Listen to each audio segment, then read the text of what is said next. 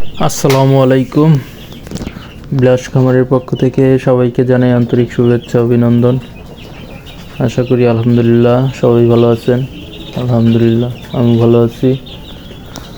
তো আজকে আমার টাইগার মুরগির 7 দিন, 7ম দিনে আমি একদম সম্পূর্ণ রাত্রে চলে এসেছি। সারাদিন আমি একটু ব্যস্ত ছিলাম। তো রাত্রে আমি ওদেরকে আজকে বঙ্কোভেট মানে ঠান্ডার ওষুধ, ঠান্ডার জন্য কাজ করে, তো বঙ্কোভেটটা রাত্রে দিয়ে দেবো। এখন রাত 11টা। তো 11টার সময় আমি ওদেরকে খাবার পানি টানি সব কিছু চেঞ্জ করে দিচ্ছি, খাবার দিয়ে দিচ্ছি। তো বঙ্কোভেট দেওয়ার আগে আমি পানিটা কিন্তু সম্পূর্ণ ঠান্ডা গরম, আমি এখানে ঠান্ডা পানি 8 লিটার আর 2 লিটার ধরুন গরম পানি 10 লিটার। তো এর ভিতরে আমি 3 লিটার পানি দিয়ে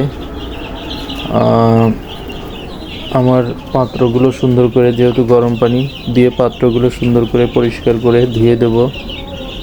তো ধুয়ে দেওয়ার পরে আমার ওষুধ কিন্তু অলরেডি মিশ্রণ করে দিয়েছি। তো মিশ্রণ করে ওষুধগুলো আমি প্রত্যেকটি পাত্রতে ভরে দেব, কারণ সারা রাত চলবে। এবং কি আমি পানিটা চেঞ্জ করতে করতে 10টা, 9:30, 10টা এরকম, তো মোটামুটি 10 থেকে 11 ঘন্টা মেডিসিন চলবে বঙ্কোভেট। এটা কিন্তু অ্যান্টিবায়োটিক না, এটা জাস্ট ভেষজ ঠান্ডার জন্য মোটামুটি ভালো কাজ করে, দামি ওষুধের চেয়ে ভালো কাজ করে। এটা আপনাদের আমি সাজেস্ট করছি। আর যারা ভালো পুরাতন খামারি, জানাশোনা খামারি, অবশ্যই তারা জানেন যে বঙ্কোভেটটা কত ভালো ওষুধ। তো আমি বঙ্কোভেটটা আসলে সবাইকে সাজেস্ট করি, ইউজ করতে পারেন, কোনো সমস্যা নেই নির্দ্বিধায়। নর্মালি যদি আপনার মুরগিগুলোকে ঠান্ডাজনিত প্রাইমারি অবস্থায় থাকে, তো বঙ্কোভেট খাওয়ালে ইনশাল্লাহ সুস্থ হয়ে যাবে। আর যখন খুবই গুরুত্বপূর্ণ হবে তখন আপনার অ্যান্টিবায়োটিক চালাতেই হবে। তো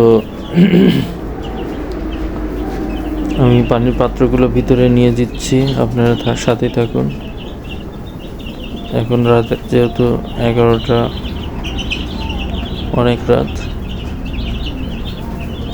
তো পানিগুলো আমি দিয়ে দিলাম, 2টা পাত্র দিয়ে দিছি, আর 3টা পাত্র এখন আমি ভিতরে গিয়ে দেব। আর রাত্রে আমি ওদের মোটামুটি 300 বাচ্চার ভিতর 5টা মারা গেছে, তো 295টা। ওদের খাবার মোটামুটি 3.5 কেজি, পুরো রাতে 3.5 কেজি খাবার খায় এখন পর্যন্ত। যদি এখন আজকে একটু খাবারের চাহিদা বৃদ্ধি হয়েছে, আশা করতেছি গতকাল থেকে মানে আগামীকাল থেকে একটু খাবার বাড়িয়ে দিতে হবে। এখন আমার প্রতিদিন 7 কেজি খাবার খাচ্ছে আজকে 7ম দিনে।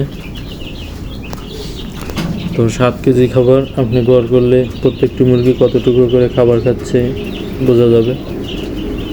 যদিও আমি গড় করি নাই, তো নিজেরাই গড় করে নেবেন। আর আমার এখনও 1 বস্তা থেকে প্রায় 10 কেজির মতো খাবার আছে, মানে 40 কেজি খাবার খেয়েছে 7 দিনে। তো 7 দিনে 40 কেজি, বুঝতেই পারতেছেন। খাবার খুব বেশিও না আবার কমও না, এই সময় এইটুকু খাবারই খায়। আর হয়তো 5-7 দিন পরে থেকে ওদের খাবার চাহিদাটা অনেক বৃদ্ধি পাবে। তো ইনশাল্লাহ আমি ওই সময় ভুট্টা ফার্মেন্টেশনটা চালিয়ে যাব ইনশাল্লাহ। তো সবাই আমার ভিডিওটি নিয়মিত দেখবেন। আমি চেষ্টা করব আপনাদেরকে কিছু ভিডিও থেকে ধারণা দেওয়ার বা শিক্ষা, যাতে আপনাদের এই ধারণা থেকে আপনারা যদি নতুন উদ্যোক্তা খামারি হয়ে থাকেন, তো একটি হলেও কাজে আসবে আর কি।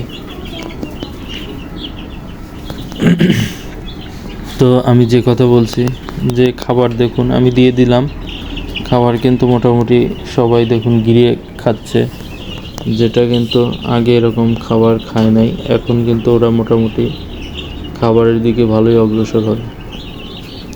তো বোঝা যাচ্ছে ওদের মুখের রুচিটা বৃদ্ধি পাইছে, প্লাস খাবারের চাহিদাটা অনেক ভালো হয়েছে আর কি। আমি বুডাটা জ্বালিয়ে দিলাম 1 ফিট উচ্চতায়, কারণ রাত্রে আসলে অনেক ঠান্ডা পড়ে, বাইরে বলা যায় যে নেঙ্গর পরে একদম ভিজে থাকে। তো সেজন্য আমি বুডাটা একদম 1 ফিট উপরে রেখে দিছি। যে বাচ্চাগুলোর একটু ঠান্ডা প্রবলেম হবে ওরা কিন্তু বুডারের নিচে চলে আসবে, নিচে এসে খাবার খাবে।